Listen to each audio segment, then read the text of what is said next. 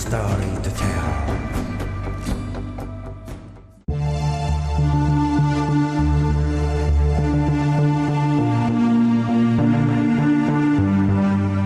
The current MiG-23 and F-16 fighters are the backbone of the two air forces in the Korean Peninsula, which will certainly play an important role in the event of a conflict.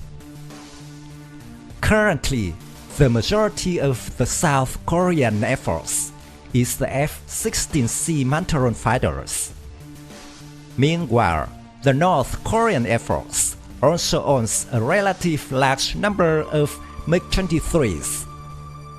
These are all single-engine fighters, designed in the 1970s.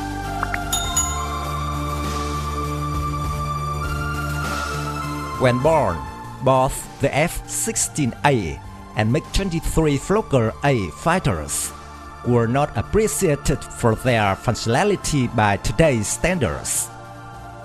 However, over time, both types of aircraft have been significantly modernized, especially the F-16, allowing them to still meet the requirements of modern air combat.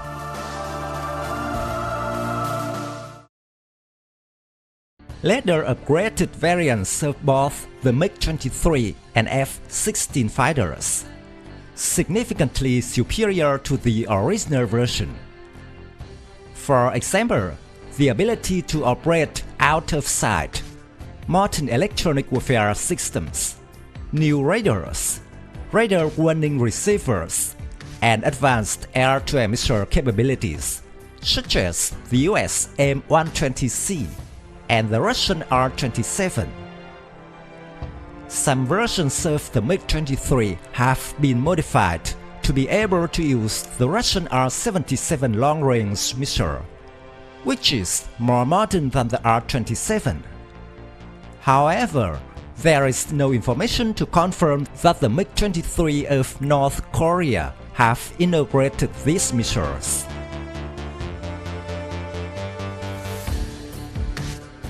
The MiG-23 or F-16 versions, which the Soviet Union and the United States sold to some third-world customers, such as Iraq, Libya, and Indonesia, were on heavily cut feature. Meanwhile, the versions exported to North Korea or South Korea are nearly equivalent to the original version.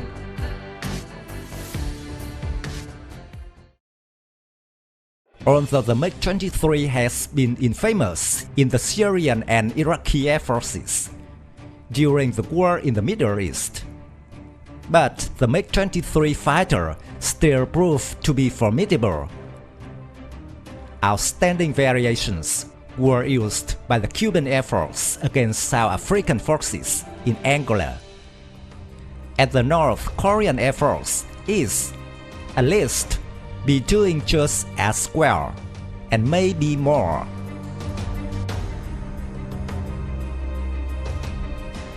Comparing the performance of the MiG-23 with the F-16, the MiG-23 has a combat radius of 600 km, and the F-16 of 550 km. Both planes can operate on much of the Korean Peninsula.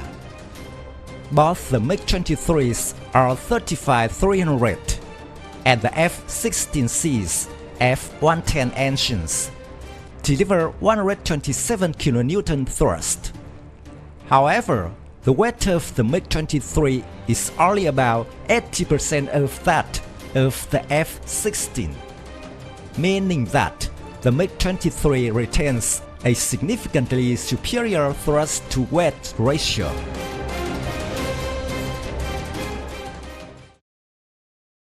The maximum overload force of the MiG-23 is 5.5 G compared to the F-16, which is 9 G.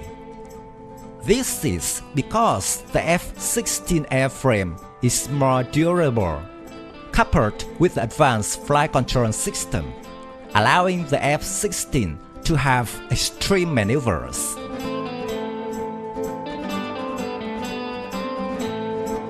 The MiG-23, due to the variable geometry wing design, although complicated in maintenance, gives the MiG-23 maneuverability at narrower angles, making it especially useful in close combat. On some other aspects of flight performance, the MiG-23 seems to retain some advantages over the F-16.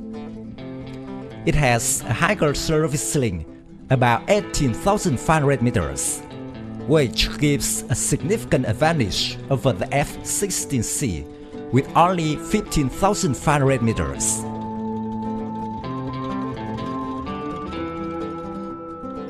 The MiG-23 is possibly the fastest single-engine fighter ever designed, with a top speed of Mach 2.35, in which the F-16 can only reach speed below Mach 2.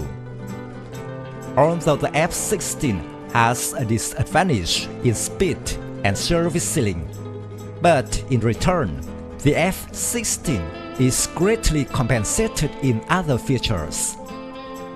After the end of the Cold War, North Korea did not have the opportunity to access the latest Russian technology to upgrade its MiG-23.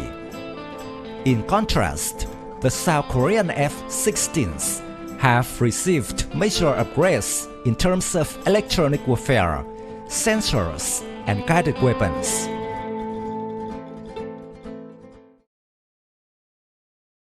One of the most notable upgrades of the F-16 was the use of the AIM-120C Beyond Visual Range air-to-air missile.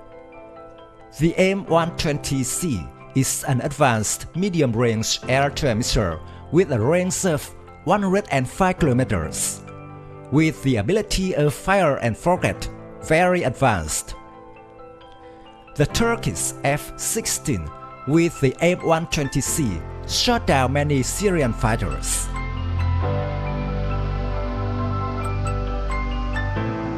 Some reports have suggested that Pyongyang's MiG-23s are equipped with older variants of the R-27ER missile, have a range of up to 130 kilometers, and a heavier warhead, but with less guidance than the AIM-120C.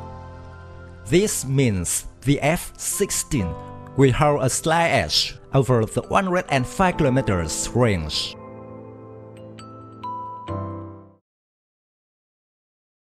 According to the Soviet military analysts, since the 1980s, the Soviet Union was confident in the MiG-23's ability to fully cope with the F-16.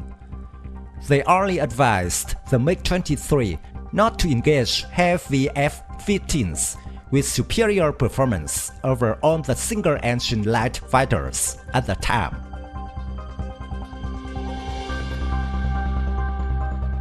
The simple square-wing design makes the F-16 easier to operate, low operating and maintenance costs, and easier to train than the MiG-23.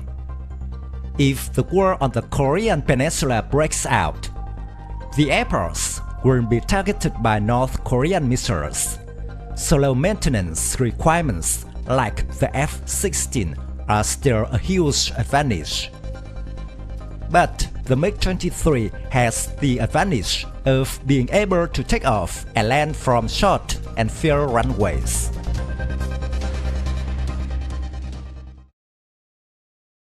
Although the advantage of the F-16 is not overwhelming compared to the MiG-23, but the South Korean F-16 is likely to dominate the North Korean MiG-23 as F-16s are regularly upgraded. The South Korean F-16 will also get better support from early warning and control aircraft and high-capacity radars.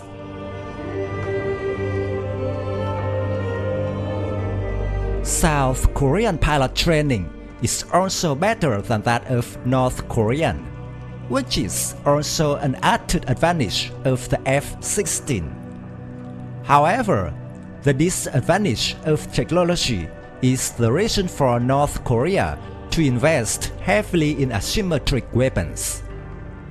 North Korea developed a variety of ballistic missiles to neutralize air bases across South Korean territory during the opening phase of the war.